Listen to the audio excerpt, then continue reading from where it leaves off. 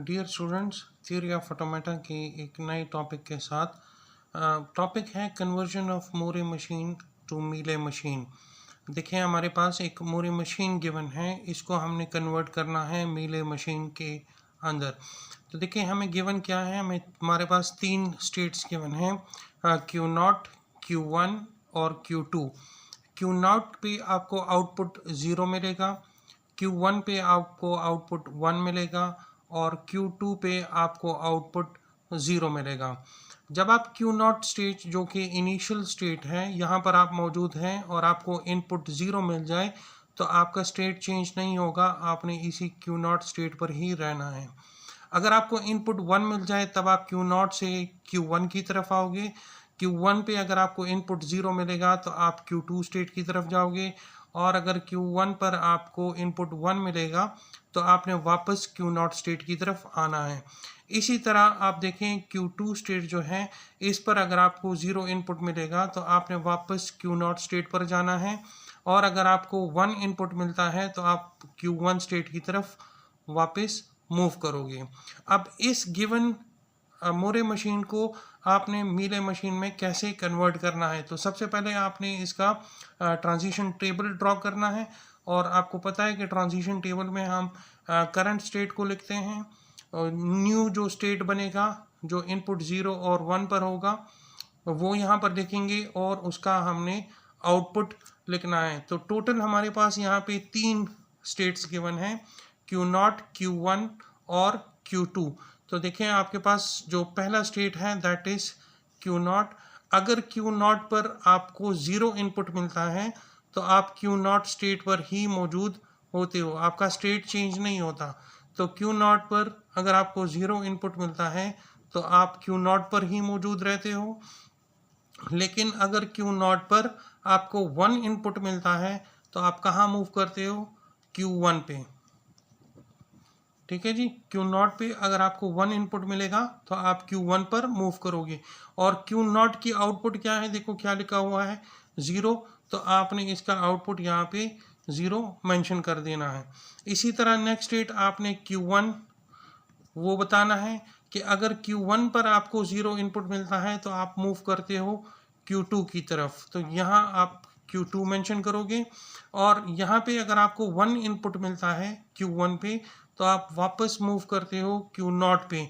तो Q1 पे अगर आपको 1 इनपुट मिलता है तो आप Q0 पर मूव करते हो, और Q1 पे आपके पास आउटपुट क्या है, 1। तो वो आउटपुट आपने इसके साथ लिख देना है 1। जो थर्ड स्टेट है Q2। अब आप देखें, Q2 पर अगर आपको 0 इनपुट मिलता है तो आप वापस Q0 की तरफ जाते हो, और अगर Q2 पर आपको 1 इनपुट मिलता है तो आप Q1 की तरफ आते हो, और Q2 पर आपके पास आउटपुट क्या है, 0। वो आपने इसके साथ लिख देना है। तो अब देखें, ये जो गिवन मोरे मशीन है, ये इसका आपके पास ट्रांजिशन टेबल ड्रॉ हो गया। ठीक है जी। तो हम जब कन्वर्जन करते हैं, हम डायरेक्टली इस ऑटोमेटा से भी कन्वर्जन कर सकते हैं और इस टेबल से भी कन्वर्जन कर सकते हैं। तो ये डिपेंड करता है कि अगर आपको क्वेश्चन में इस तरह का मोरे मशीन ऑटोमेटा गिवन हो तो आप उससे डायरेक्टली भी कन्वर्जन कर सकते हैं, या अगर आपको इस तरह का ट्रांजिशन टेबल गिवन हो तो इससे भी आप मोरे मशीन मीले मशीन के अंदर कन्वर्जन कर सकते हैं। तो अब देखिए, हमने करना क्या है, हमने इस ऑटोमेटा को, इस मोरे मशीन को हमने कन्वर्ट करना है इनटू मीले मशीन। और मीले मशीन में आपको पता है कि हम स्टेट के साथ उसका आउटपुट नहीं लिखते, बल्कि वो आउटपुट हम जो इनपुट देते हैं उसके साथ मेंशन करते हैं। ठीक है जी।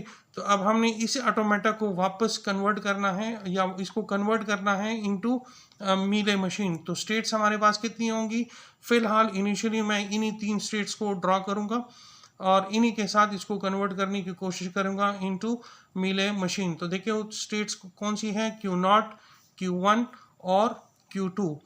सबसे पहले इसी तरह आप यहाँ पे जो आपका इनिशियल स्टेट है Q0 उसको ड्रॉ करें। नेक्स्ट आपके पास है Q1, उसको ड्रॉ करें, और थर्ड आपके पास है Q2। फिलहाल उनको इस तरह आप ड्रॉ कर दें। यहाँ आप देखें, जब आपको Q0 पे Q0 आपका इनिशियल स्टेट है। तो जब आपको 0 इनपुट मिलता है तो आपकी स्टेट चेंज नहीं होती, आप इसी स्टेट पर वापस आते हो और आउटपुट क्या होता है, 0। तो इसी तरह आप देखें, यहाँ से मैंने यही लूप दोबारा बनाया। जब इसको मैं 0 इनपुट दूंगा तो इसका स्टेट चेंज नहीं होगा, ये इसी स्टेट की तरफ वापस आएगा और इस स्टेट का यहाँ पर आउटपुट क्या है, 0। तो इस इनपुट 0 के साथ आपने यहाँ भी उसका आउटपुट जो है वो 0 भी मेंशन कर देना है। सेम इसी तरह अब देखें, अगर आपको 1 इनपुट मिलता है तो आपकी स्टेट चेंज होती है, आप आते हो Q1 की तरफ और Q1 का आउटपुट क्या है, 1। तो यही काम आपने इधर भी करना है। जब 1 इनपुट मिलेगा तो ये Q1 स्टेट की तरफ आएगा और इसका आउटपुट आपके पास क्या आएगा, 1। अब देखिए ये 1 आउटपुट आपके पास इधर गिवन है, तो जब 1 इनपुट होगा तो Q1 की तरफ आएगा और उसका आउटपुट 1 आएगा।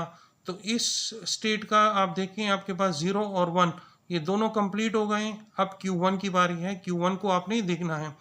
तो Q1 में जब आपको 0 मिलेगा तो Q2 की तरफ आएगा और उसका आउटपुट क्या है, 0। तो सेम आपने यही काम इधर करना है, इसको लेकर आना है Q2 की तरफ 0 इनपुट पे और आउटपुट भी क्या आएगा, इसका 0 आएगा। अब 1 के लिए आप देखें, जब Q2 पर आपको 1 इनपुट मिलता है तो आप वापस Q1 की तरफ जाते हो और उसका आउटपुट क्या है, 1।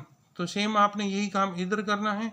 जब Q2 पर आपको 1 का इनपुट मिलेगा तो आप वापस Q1 की तरफ आओगे और उसका आउटपुट आपके पास क्या आएगा, 1। ठीक है, जब Q2 पर आपको 1 इनपुट मिलता है तो आप वापस Q1 की तरफ आते हो विद आउटपुट 1। अब इस Q1 का जो है देखिए, इसका 1 रिमेनिंग है और इसका 0 रिमेनिंग है।